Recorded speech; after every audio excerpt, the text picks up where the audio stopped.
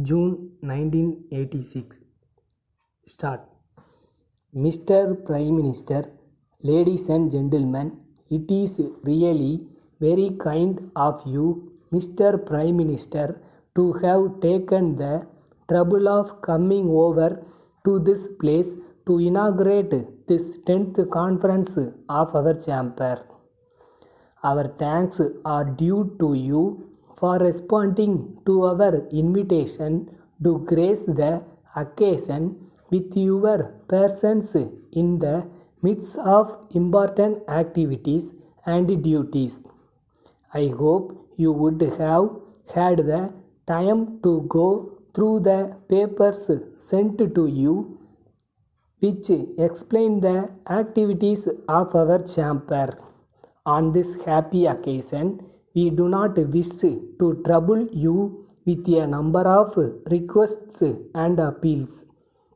As an alert Prime Minister, we are sure that you are already aware of our day-to-day problems, and it is needless for us to enumerate them to you in great detail. Nevertheless, I consider it my duty to bring to your kind notice certain areas in which we would very much like your sympathetic consideration in the light of the facts which are in our favor. Of course, we have been having some appreciation of our difficulties by the departmental officers to some extent, but there is still room for greater understanding of our problems in various aspects. First, let me refer to the problems experienced by our members in the matter of export. We know full well that it is the duty of those engaged in trade and commerce to step up the export of various items.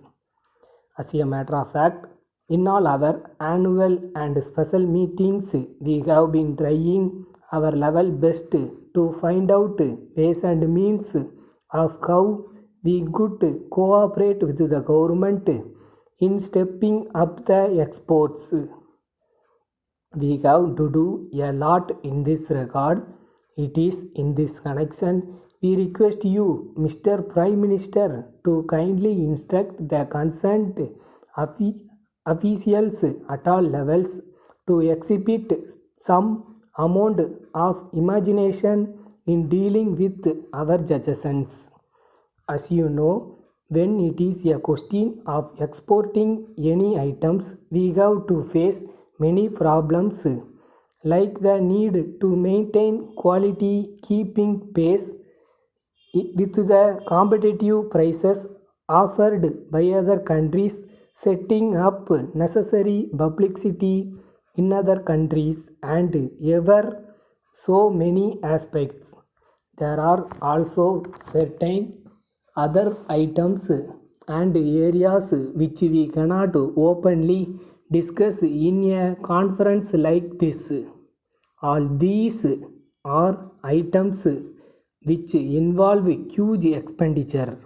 If we want to export very high quality materials, we have to use best quality raw materials, which means incurring higher expenditure.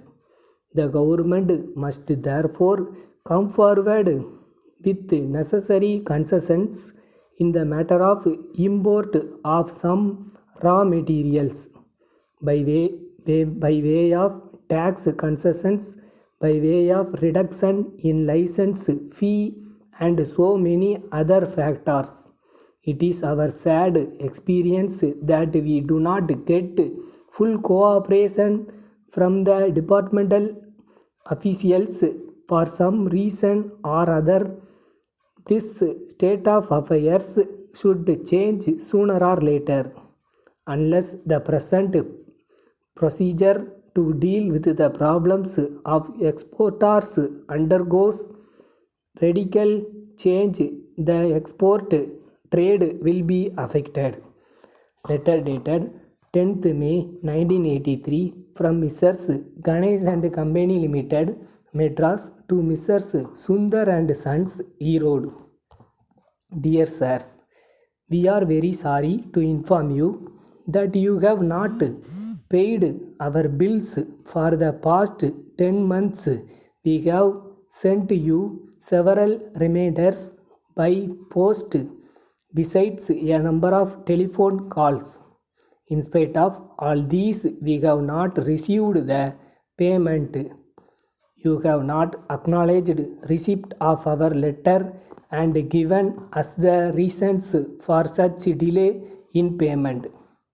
We are aware that in the past you have been very regular in your payments and we have had no occasion at all to make any complaint to you about delayed payments. Suddenly, we find that it has not been possible for you to clear our bills. We are at a loss to understand why you have also not chosen to reply our letters. We know that in business there may be occasions when we have to face difficulties owing to reasons beyond our control. At such times, we may not be able to meet our commitments to various parties.